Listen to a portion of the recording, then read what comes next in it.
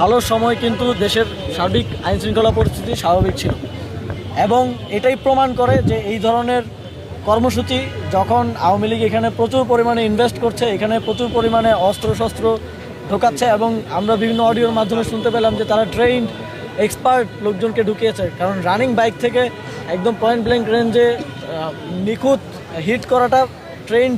Expert ছাড়া সম্ভব না এবং তাদের ভয়েস রেকর্ড ফাঁস হওয়া ভয়েস রেকর্ডগুলোর সাথে সেটা মিলে যাচ্ছে।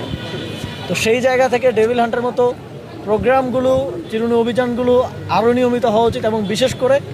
নির্বাচন সুষ্ঠুভাবে করার জন্য সরকার যেটা বারবার বলছে তারা ফেব্রুয়ারিতে নির্বাচন আয়োজন করবে, সেটা করার জন্য অবশ্যই যারা এই ধরনের ক্রিমিনাল রেকর্ড যাদের আছে সকলকে কারাগারে বন্দি না করে একটা সুষ্ঠু নির্বাচন করা সম্ভব না। সেজন্য আমি আহ্বান জানাবো স্বরাষ্ট্র মন্ত্রণালয় সহ আইন শৃঙ্খলার সাথে জড়িত যারা আছেন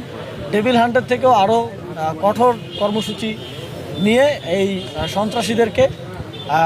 আবারও কারাগারে বন্দি করার, যাতে করে বাংলাদেশে একটা অস্থিতিশীল পরিবেশ তৈরি না হয়, হাদি ভাইয়ের মতো আর কাউকে এ ধরনের ঝুঁকির মুখে পড়তে না হয়। আমরা জানি না তিনি ফিরে আসবেন কিনা, এরকম সিচুয়েশনে যেন কাউকে পড়তে না হয়।